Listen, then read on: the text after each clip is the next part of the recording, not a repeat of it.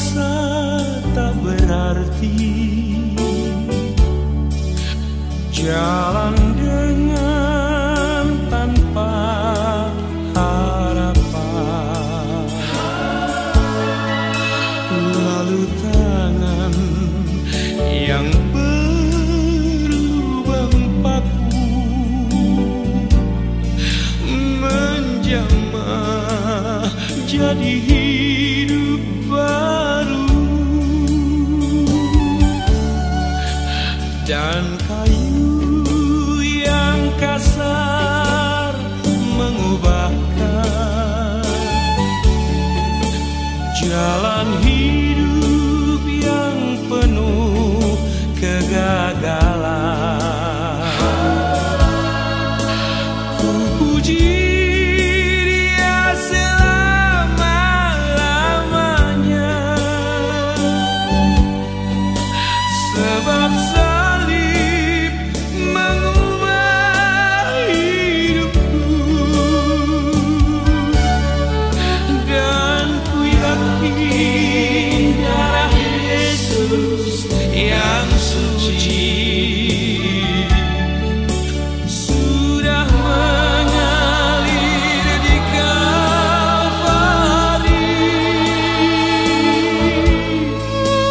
Bila zaman berlalu, dunia mendebu, ku tetap pegang salib itu.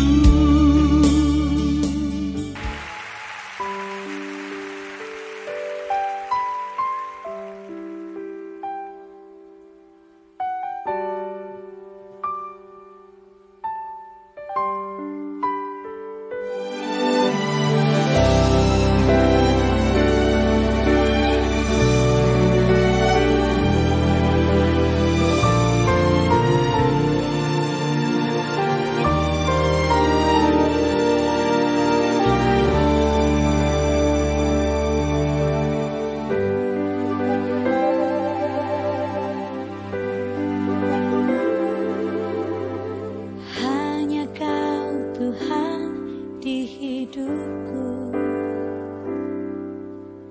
Kau berikan hidup yang baru. Darah-Mu menyucikan, pulihkan hatiku. Ku nyatakan Kaulah segalanya. Engkaulah sumber pengharapan,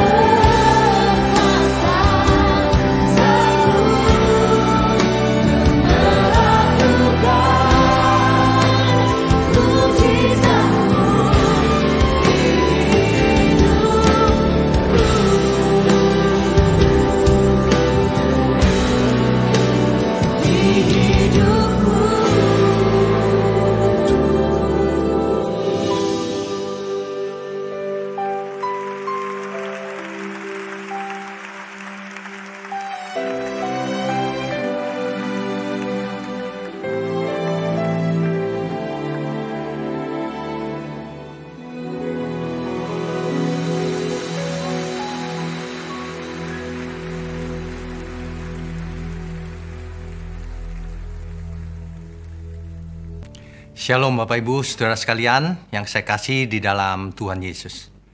Kembali kita berjumpa di sore hari ini untuk mendengarkan firman kebenaran. Untuk itu, mari kita siapkan seluruh keberadaan kita, pikiran, perasaan seluruhnya. Mari kita berdoa lebih dahulu. Bapa kami yang di surga, terima kasih untuk kesempatan di sore hari ini. Curahkan berkat-Mu atas setiap kami. Firman kebenaran, agar setiap kami boleh mengerti dan kami boleh sampai ke tujuan yang sesuai Engkau kehendaki. Pakai mulut hamba-Mu untuk menyampaikan kebenaran ini. Hanya di dalam nama Tuhan Yesus kami berdoa dan mengucap syukur. Amin. Saudara sekalian, jika kita ingin mencapai suatu tujuan, kita harus tahu arahnya. Ini sudah pasti, sudah jelas. Seseorang yang tidak tahu arah, ia tidak mungkin sampai ke tujuannya.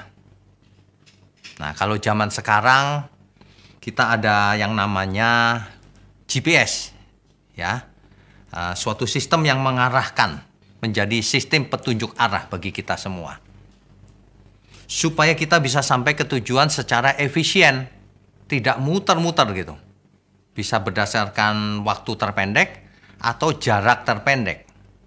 Nah, demikian juga hidup ini. Hidup ini sebenarnya adalah suatu perjalanan. Kita tahu semuanya bahwa kita dimulai dari lahir, akhirnya adalah kematian. Itu pun di balik kematian masih ada perjalanan lagi, perjalanan di kekekalan. Makanya kalau hari ini arah tujuan hidup kita itu meleset, tidak lurus, melenceng sedikit saja, tapi dalam jangka panjang ia akan sampai ke tujuan yang jauh berbeda. Kita harus sempurna. Itulah yang diajarkan oleh Tuhan Yesus. Bahwa kamu harus sempurna, sebab Bapa di surga sempurna. Nah, ini sesuatu yang sangat serius yang seringkali diremehkan oleh banyak orang. Meleset sedikit nggak apa-apa lah Pak. Oh iya, di jangka pendek itu tidak apa-apa. Tapi in the long term, jangka panjang, itu akan pengaruhnya sangat besar, saudara. Itu sebabnya orang yang anggap enteng hidup ini, dia akan menuai di masa depan. Hal kecil bisa menjadi besar. Pesawat terbang jatuh hanya gara-gara satu skrup yang lepas. Satu saja. Ya, makanya Alkitab memperingatkan kita agar kita selalu berjaga-jaga. Selalu sadar dan bertobat. Nah, kalau kita contohnya ya, kalau kita mau pergi ke suatu, misalnya kemana ya? Kalau zaman dahulu kita mau melakukan suatu perjalanan, ada banyak alat yang bisa membantu kita. Misalnya kita perlu kompas, perlu peta, map ya. Zaman dulu orang melihat posisi bintang, konstelasi bintang di langit.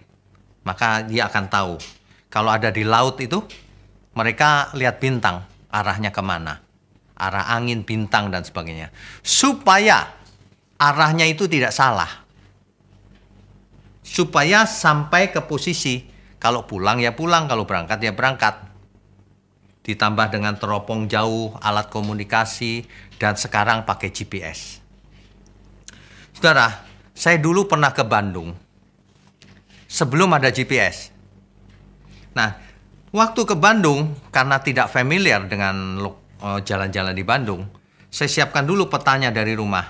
Sudah diplot. Itu pun sulit sekali. Faktanya ada belokan ini, cabang itu. Sehingga lama di jalan. Kadang-kadang kita salah di satu tempat. Sampainya salah. Rupanya kita salah membaca peta. Muter-muter kadang-kadang. Bahkan petanya bisa tidak sama dengan faktanya. Nah, inilah gambaran bagaimana kita hidup. Mirip, ada analoginya. Begitu juga ketika saya ada di Gunung Sinai. Bapak Ibu Saudara bayangkan Gunung Sinai itu adalah gunung batu-batuan. Tidak ada listrik, tidak ada pohon-pohonan, semuanya tidak ada, rumah juga tidak ada. Di suatu tempat malam hari, kita kalau tersesat, kita nggak pulang sampai besoknya. Bingung, Hari itu saya tersesat, saudara. Sendirian, bingung, lihat ke atas cuma ada bintang-bintang. Untung ada penduduk asli lewat. Wah, langsung saya ikut dia aja. Cepat sampai. Nah, ini ibarat orang hidup tidak tahu arah. Tersesat akhirnya. Jadi GPS pun itu tidak bisa dipercaya 100% rupanya. Suatu hari saya pernah pakai GPS, ingin pulang ke Jakarta dari Surabaya. Dari Surabaya atau dari Bali. Pakai GPS. Sampai ke lokasi di mana seberangnya itu sudah bandara. Tapi di situ ada portal, sehingga nggak bisa lewat. Nah, ini juga tidak sampai tujuan juga. Makanya balik arah akhirnya muter lagi. Yang sering kali itu nggak tahu kenapa ya. Saya ditunjukkan pakai GPS masuk ke suatu daerah gitu, padahal tujuannya lurus. Ini disuruh belok kanan. Ternyata setelah saya belok kanan, sampai ke kuburan. Ini 2 kali sampai ke kuburan. Jadi rupanya GPS pun bisa salah, saudara. Makanya kita tidak boleh 100% percaya kepada GPS, apalagi peta yang salah. Semua orang saya yakin tidak ada yang mau ke neraka. Tidak ada. Semua orang pengen selamat sampai di surga. Kalau masih normal orangnya. Tetapi sayang sekali, surga itu di mana? Ada orang yang bisa memetakan surga ada di mana? Di langit keberapa? Koordinatnya di mana di langit? Tidak ada. Kenapa? Karena kalau kita bicara jagat raya saja itu tak terbatas luasnya. Sehingga tidak mungkin dibuat petanya. Tidak mungkin dibuat koordinatnya. Nun jauh di sana atau bahkan dimensinya bisa berbeda. Itu sebabnya jalan ke surga tidak banyak. Meskipun ada peribahasa banyak jalan menuju Roma. Oh iya jelas. Kalau mau pergi ke Roma banyak jalannya. Kalau mau ke Bandung juga banyak jalannya. Tetapi kalau ke surga tidak ada yang bisa menjawab. Kecuali satu pribadi yang tercatat dalam Alkitab. Tuhan Yesus Kristus. Ini fakta, saudara. Saudara boleh baca di manapun, catatan manapun. Tidak ada seorang pribadi yang bisa menjamin sampai ke surga. Kecuali Tuhan Yesus. Makanya, kalau Tuhan berkata, akulah jalan kebenaran dan hidup. Jalan satu-satunya. Jalan yang lurus. Yang menuju ke tujuan. Jalan yang lurus itu menjelaskan bahwa jalan itu efisien. Tidak belok ke kiri ke kanan dulu, muter-muter dulu, baru akhirnya sampai. Tidak. Lurus. Itu sebabnya juga Alkitab berkata, jangan menoleh ke kiri dan ke kanan. Hidup ini cuma satu kali. Mari kita jalan lurus ke depan. Amin ya, saudara. Makanya ya, kalau seseorang hidupnya tidak lurus ke depan, maka ia tidak sampai tujuan atau ia akan terjerumus ke dalam berbagai masalah hidup ini. Masalah ekonomi, masalah kesehatan, masalah hubungan suami istri, dan sebagainya. Karena tidak lurus jalannya. Kalau lurus, masalah akan diminimalkan. Semua orang banyak yang error. Kenapa? Tidak lurus jalannya. Makanya Alkitab berkata bahwa iman yang sempurna hanya bisa didapat dengan memandang kepada Tuhan Yesus. Tentu saja yang dimaksud memandang bukan dengan mata saja. Tentu saja yang dimaksud memandang adalah hidupku harus seperti Tuhan Yesus. Seperti yang Tuhan inginkan. Itu harusnya. Ya. Jadi kalau jangan begini, setan itu sangat licik dan pandai juga menipu. Setan bisa membuat jalan yang seolah-olah lurus juga, tapi ujungnya maut. Kitab Amsal berkata tentang hal itu. Ada jalan yang kelihatannya lurus, tetapi ujungnya maut. Nah, makanya kita harus teliti juga kalau baca Alkitab. Satu-satunya kebenaran adalah ketika Tuhan berkata, akulah jalan, kebenaran, dan hidup. Tidak ada seorang pun sampai kepada Bapa. Bapa itu adalah Elohim, Tuhan Allah, Adonai Elohim kita. Elohimnya Abraham, Ishak, dan Yakub. Tidak ada seorang pun sampai kepada Adonai Elohim kalau tidak melalui Tuhan Yesus. Akulah jalan, artinya tidak ada jalan lain. Jalan yang lurus. Akulah jalan yang lurus. Kebenaran. Akulah kebenaran. Tidak ada yang lain, saudara. Semua orang yang tidak sama dengan ajaran Tuhan Yesus, itu bukan kebenaran pasti. Itu konsekuensi dari pernyataan Tuhan Yesus. Akulah kebenaran. Saudara, saya mau ingatkan ya.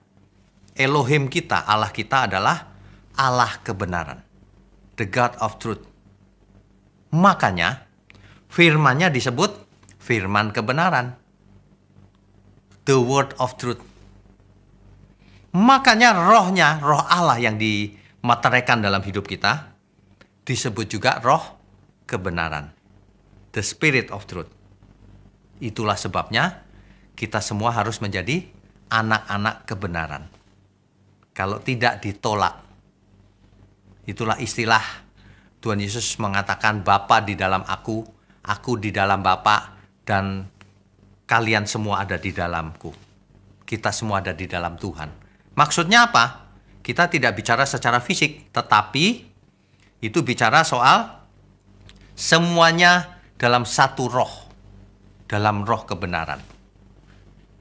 Amin ya, saudara ya. Jadi bicara soal jalan yang lurus, itu hanya Tuhan Yesus. Jalan, kebenaran, dan hidup. Hidup yang kekal. Kalau hidup asal-asalan, di bumi ini sukses dan sebagainya, itu banyak jalannya. Setan juga memberikan jalan itu, jalan mudah. Sukses, kaya, terkenal, happy di bumi. Tapi tidak mendapatkan hidup yang kekal. Nah, hanya Tuhan Yesuslah yang bisa memberikan hidup yang kekal. Jalan satu-satunya. Itu sebabnya Alkitab juga berkata, karena Allah itu Esa, Elohim itu satu, maka satu juga pengantaranya, yaitu Tuhan Yesus.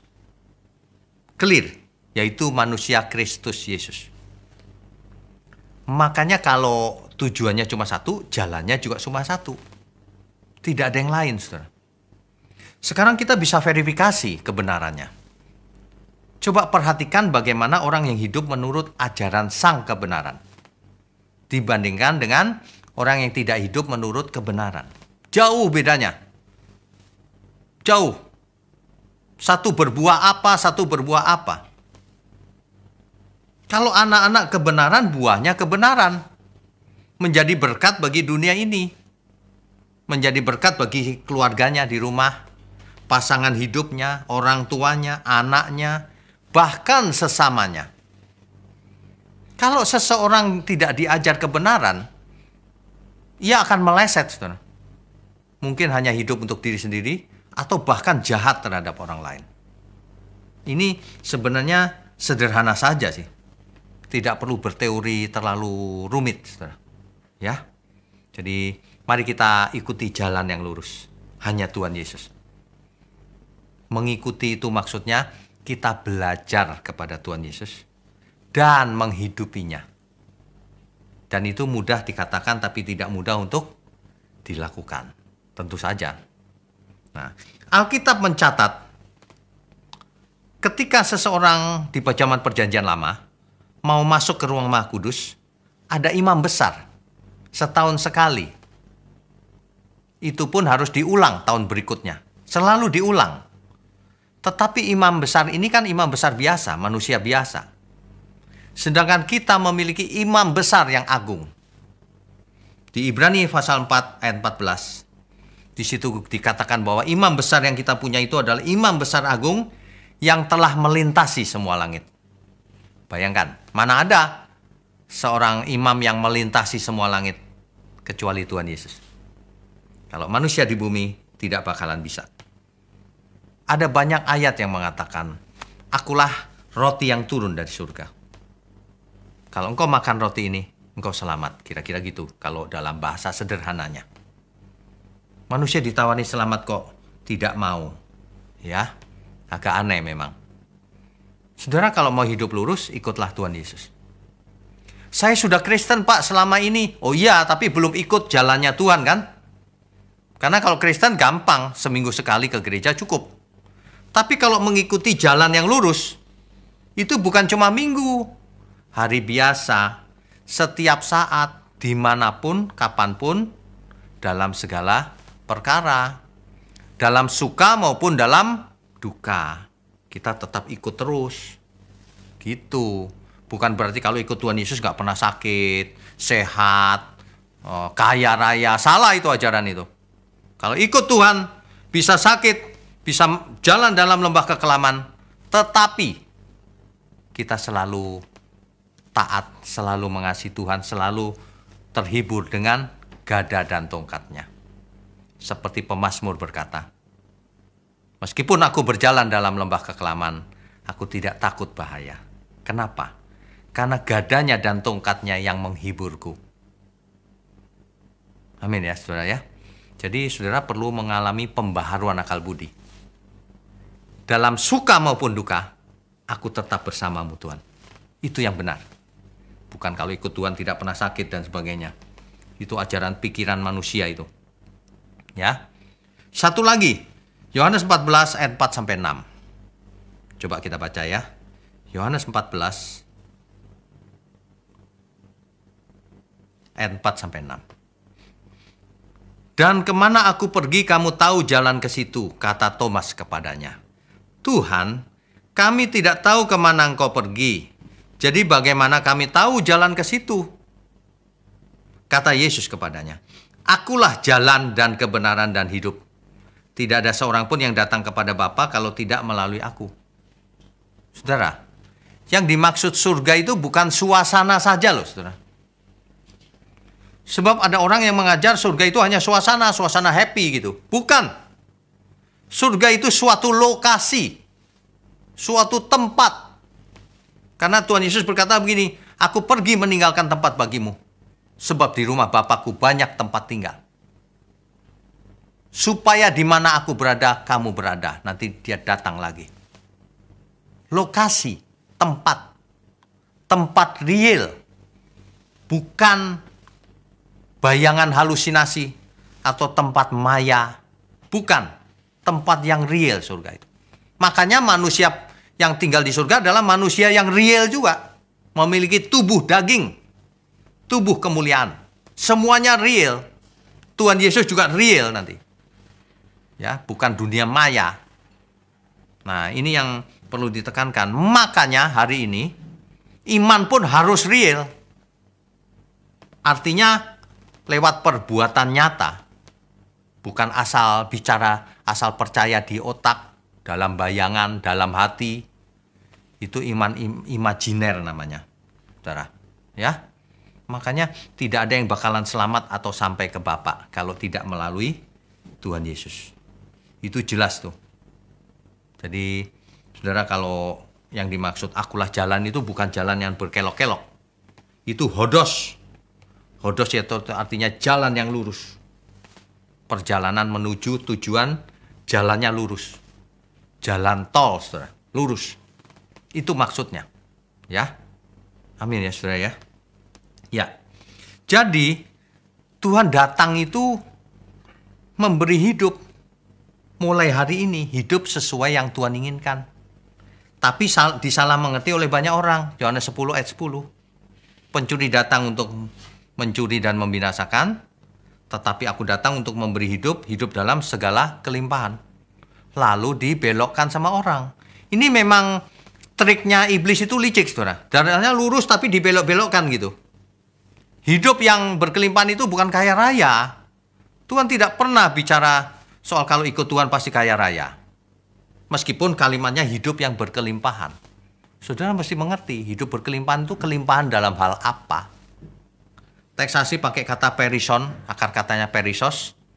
Itu bisa dua artinya, high quality, high in numbers. High quantity in numbers. Ya. Itu numbers, jumlah, kaya. Yang kedua, high qualities. Kualitasnya tinggi. Hidup yang berkualitas tinggi. Yang sesuai kehendak Tuhan. Kira-kira yang mana yang benar terjemahannya? Tentu saja yang berkualitas tinggi. Sebab faktanya murid-murid Tuhan Yesus semua pada mati, miskin gak kaya. Bapak-bapak gereja juga sama. Itu banyak orang tidak melihat kenyataan juga faktanya. Kalau ikut Tuhan kaya dalam kemuliaan. Nah, itu benar. Sebab ia yang kaya menjadi miskin supaya kita yang miskin menjadi kaya. Bukan kaya uangnya, kaya karakternya. Ya. Kalau firman itu ditabur lalu dimengerti dengan benar, maka hidup orang itu berbuah-buah.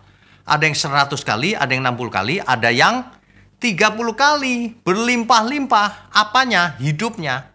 Karena pengertian firman. Apanya? Karakternya. Mengenakan kodrat ilahi. Menjadi manusia Allah, man of God. Bukan kaya raya uangnya. Ya. Belajar lagi, saudara. Jangan mengeraskan hati. Jangan sok pintar. Coba dibaca pelan-pelan firman. Sebab kebenaran itu kalau diplesetkan bahaya. Karena mempengaruhi bagaimana kita hidup. Nggak boleh salah, harus lurus. Ajaran itu harus lurus, jalan itu harus lurus. Supaya sampai tepat di tujuan. Tidak ada yang lain. Makanya kalau baca Alkitab jangan dibelok-belokkan juga sesuai keinginan hati. Ini banyak sekali plesetan-plesetan seperti itu di luar sana. Padahal ini luar biasa loh. Ibarat sebuah kompas kalau ia menunjuk utara tapi sebenarnya tidak. Wah, itu menyesatkan. Jadi kalau orang membaca Alkitab tapi pengertiannya diplesetkan ke dunia ini. Kekayaan dunia, kesembuhan jasmani, berkat-berkat jasmani. Wah, itu jahat sekali orang itu. Itu jahat sekali. Bagi orang seperti itu berlaku, lebih baik batu kilangan diikat di lehermu dan kau dibuang ke laut, kata Tuhan. Itu kata Tuhan Yesus, bukan kata saya. Sebab lebih baik kau satu orang yang binasa dibanding kau membinasakan banyak orang. Ya, hati-hati ya. Sudah dijelaskan, akulah jalan, kata Tuhan. Tidak ada jalan lain. Jalan yang lurus.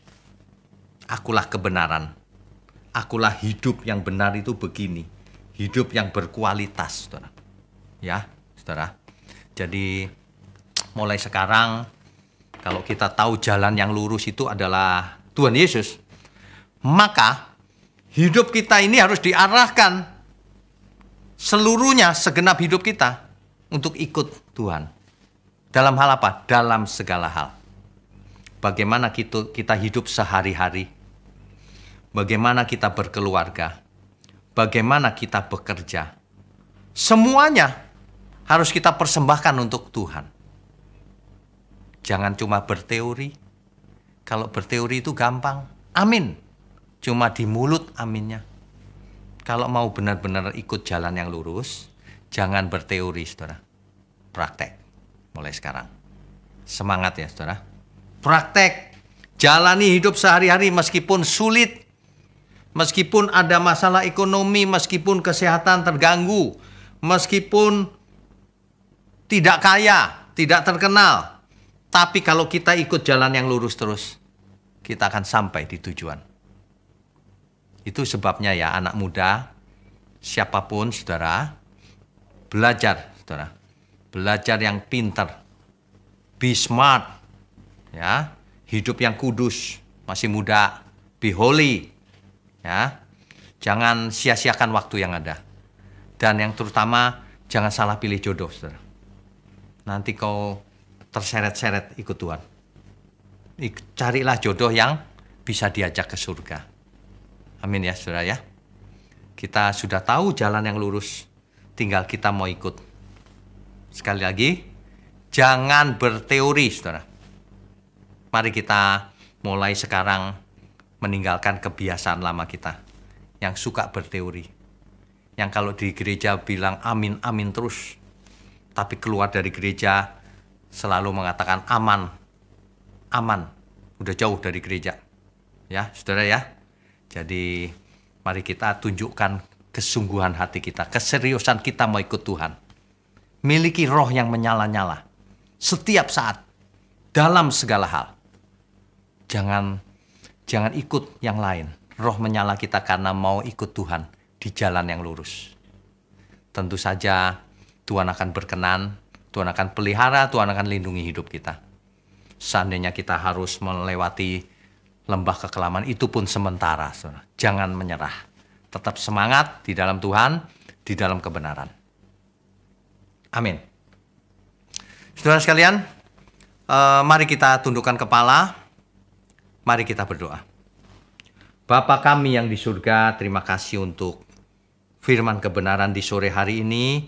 Kami percaya setiap firman yang ditabur berkuasa mengubah setiap orang yang mendengarnya dan mengerti dan melakukannya. Terima kasih untuk tangan-tangan yang mendukung pekerjaanmu di tempat ini, gerejamu. Terima kasih untuk pelayan-pelayan Tuhan yang membuat semuanya untuk kemuliaan Tuhan. Terima kasih juga untuk umat Tuhan dimanapun berada. Mari kita menjadi keluarga Allah di bumi sebelum nanti ikut Tuhan Yesus ke surga. Terima kasih, hanya dalam nama Tuhan Yesus kami berdoa dan mengucap syukur. Amin. Yang percaya hidupnya penuh dengan mujizat Tuhan, katakan amin.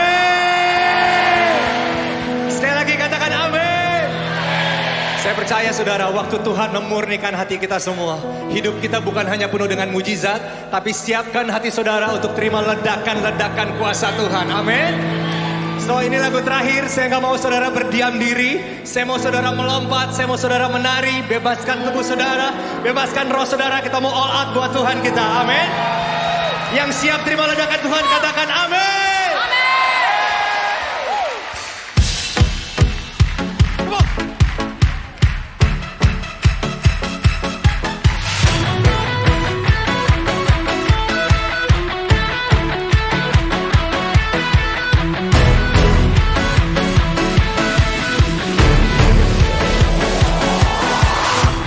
Bila rohmu bekerja,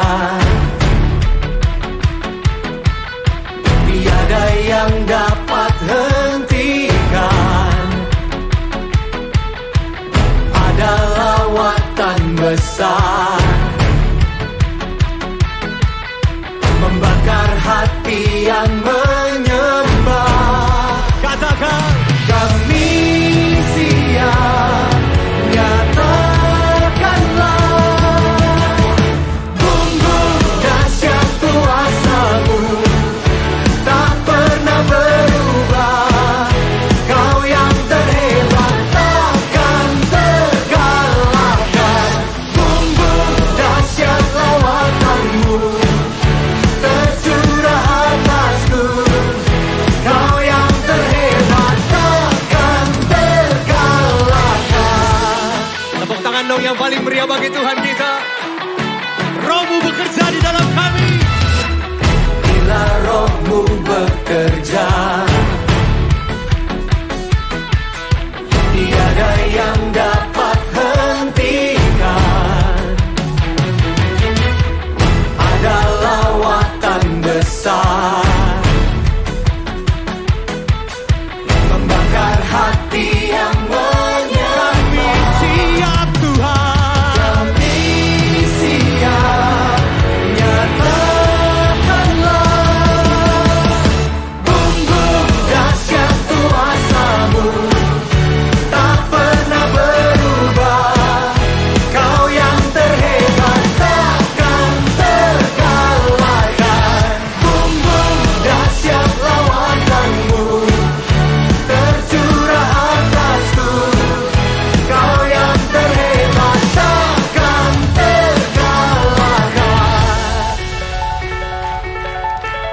On piano, Joseph S. Java. And give it up for all NDC worship musicians and the orchestra.